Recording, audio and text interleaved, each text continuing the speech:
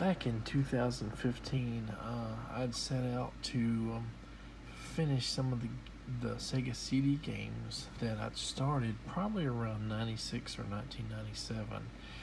But the tray system, which pushes your disc in and out, wasn't working. So I got this belt here, I replaced the belt in it, and I got it running. One of the games was this one right here, Lunar Eternal Blue. And I had completed Lunar Silver Star, which is the first one in the series, many years ago. It was a very short game, like 12, 15 hours or something like that, and I beat it like in a day or two. Very fun game, but I had never gone all the way through this game, which is way bigger, way more adventuring and stuff. 40 hours plus, I believe. And then Dark Wizard. This is like a multi-genre, strategy simulation, RPG with some like adventuring elements and stuff in it.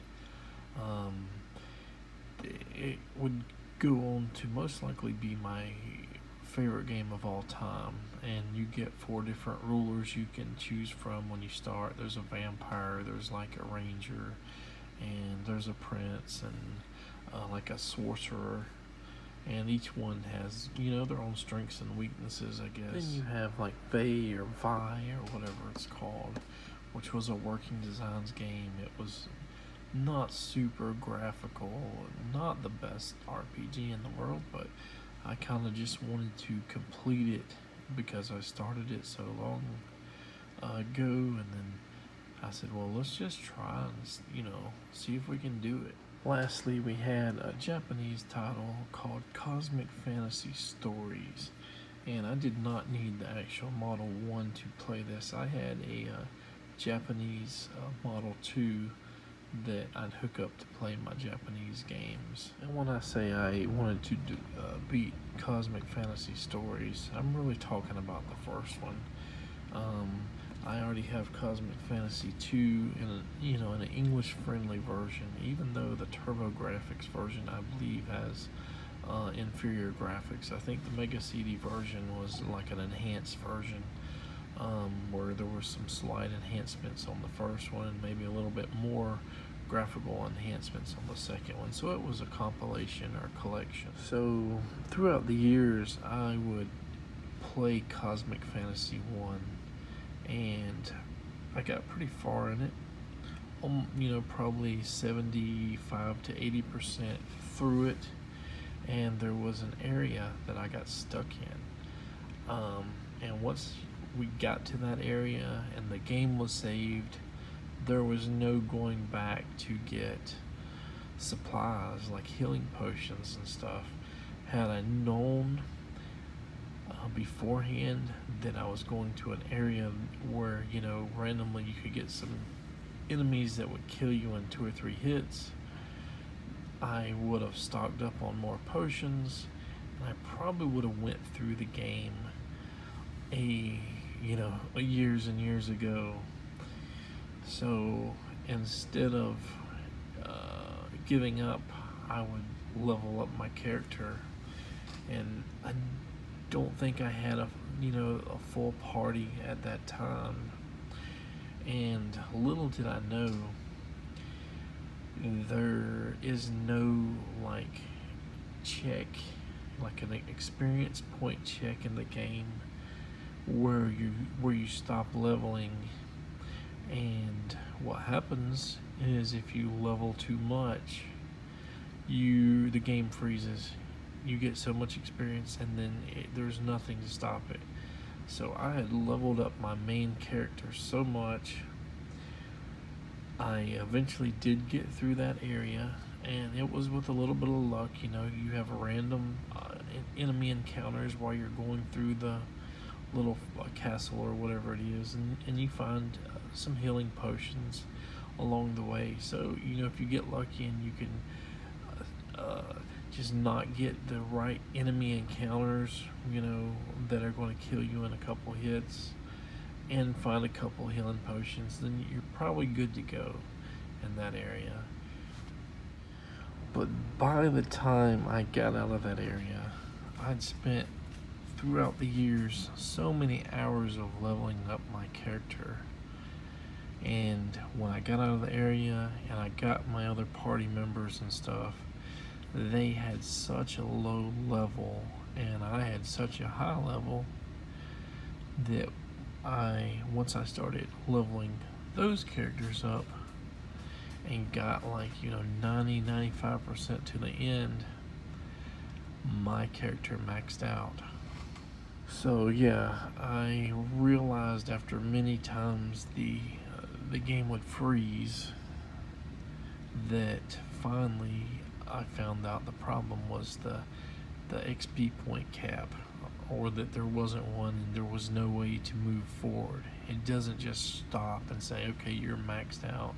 Just, play your game and have your other characters, level up or max out. No, the game just freezes. And I ended up going to the last castle or dungeon or whatever, and not being able to kill monsters. I had to come up with the strategy, and some people would call this crazy or stupid, but I found out that most monsters will not allow you to run from them unless you almost kill them. You get them, down to just a few hit points, and then you run, and most likely you were going to make it at least until the next fight. As long as your other characters survived, your main character was going to be just fine. By some miracle, this worked. But when I got to the end boss, guess what? All the other party members they did not have enough experience. But your main character ends up getting spells. He's not a spellcaster or whatever throughout the entire game, but once you get to the final boss, he gets these spells he can use. So I'm fighting and I'm casting spells, and my other party members are going down one by one, but by some miracle, my main character, finally kills the boss off. So that's kind of crazy, and I don't know if I would have wanted to ever start all over, but I would, if I did start playing that game over again versus just going on to part 2, 3, 4, chapter 1, 4, chapter 2, and all that, I would definitely try to remember to bring extra healing potions before I got to the area that caused so many problems for me, and definitely not save the game when before I knew that I was okay, because that was the longest play, just XPing there in that bad area for so many years and messing up my game. It kind of sucks, because I would have loved to just get to the next area, build up my other characters more, and maybe played through the last level a few times. There's no way I'd want to play through it again like that. And luckily my game save battery or whatever in the Model 2 Japanese Mega CD system lasted all that time, and it may still have the save on there, but no, we have emulation and all now, so most likely I would go through it through an emulator or something like that. I'm not really going to talk about Vi that much, because there's not really much to talk about. It just wasn't like state of the art anything. And some people might say, well, Dark Wizard is not state of the art either, but you know, the funness, the interestingness of it being multi-genre, and I'm not super into strategy RPGs, but for whatever reason, I got into Dark Wizard a lot. And so you have like the hex-based battle system, and each character or whatever can, they have so much movement. Sometimes, like on water, they move better, or like rocks and mountainous terrain, makes it hard to move with certain ones. Some of them only can move like 1 or 2 spaces. Others can go a really long distance. But these orange characters here were my little army, at the time. And I was on the bridge here blocking all these other characters because they couldn't cross the water except for these chimeras or whatever they were. And yeah, it's hard to explain looking at this, but at the time I was playing Robin, which was the female ranger. She has a lot of strength and all, was a very good like fighter and stuff. But I've played Crystal, I've played the Prince, and I haven't beat the game with everyone yet. I want to say that when I first started playing, I got really far into it, then for whatever reason I couldn't progress. It could have been a bug or an error in the game. So in 2015 when I started, I just started completely all over. And here was another battle. We were fighting Sheena. So again, the orange was my little army, and we were attacking Sheena. Then this is the final boss for the normal ending, Villainese. My notes say he summons at least 3 of the former demon leaders as well as at least 1 warlord. It's hard to get to his island because of narrow bridges and places where there isn't a lot of mobility, not to mention that he has a lot of death dragons that guard the bridge, which are hard to push through. Once you get to him, which is hard to get to him, he's not a super hard boss. Now this is the extended ending boss, Arleman, and he is very hard. He starts out with 1,500 hit points, and when you barely manage to almost kill him, he comes back with like 2,500, and he can do over 500 hit points of damage and can wipe out your ice dragons in 1 hit. Not to mention that most of your characters take very little hit points from him when attacking him. After constant healing and pecking away at his hit points, I killed him after an hour or 2. And yeah, this was a hard battle, and it could go either way. I think I probably died a few times on my first few attempts, but none of the other bosses are anywhere near as hard as Arleman is in this game. And lastly, we'll talk about Lunar. It doesn't even say Lunar 2, but it's Lunar 2 Eternal Blue.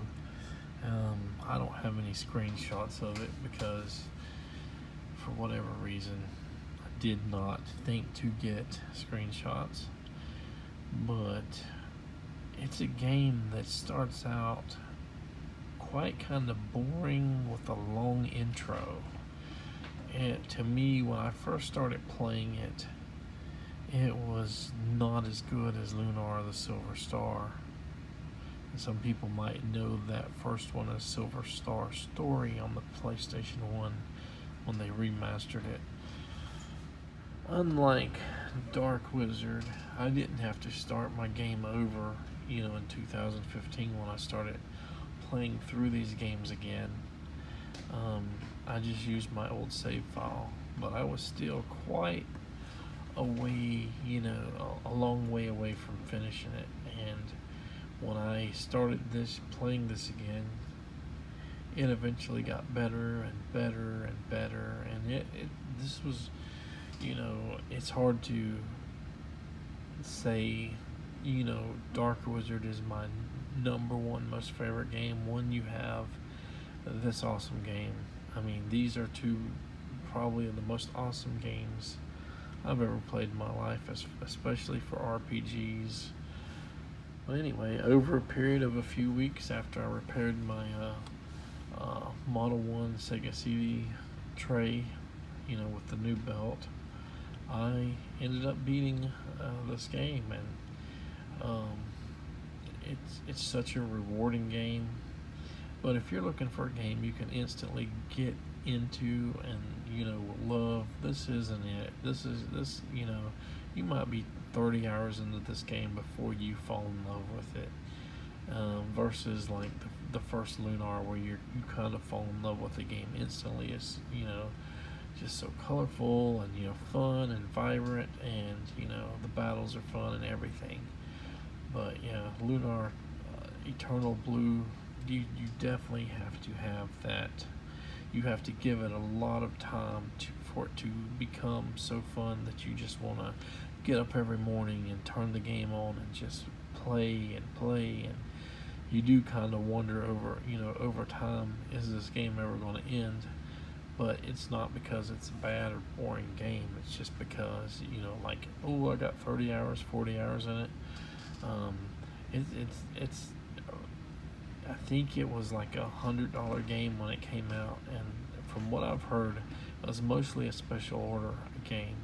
So you could buy Lunar Silver Star in like Toys R Us or something, but part 2 you might have had to special order it, $100. So it's probably, there's not going to be as many copies around. It may be considered like a late release, like Snatcher or something.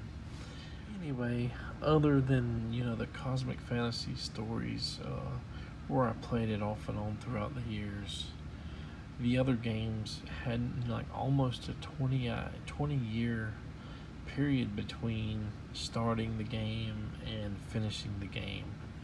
And like I said, I had to start Dark Wizard all over again, which it was still fun. I could just change the character and experience it slightly different, the game in a different way. And yeah, I kind of wonder if anybody else that stumbles across this video has ever started a game and finished it 10 or 20 years later, maybe 30 years later. I mean, come on, video games have been out since the 70s, that. So yeah, and I still have my Atari 2600 collection from the late 70s till whenever they stopped making Atari games, and yeah, NES games from the 80s, and on and on. SNES, the Sega CD I think come out in '92 in North America.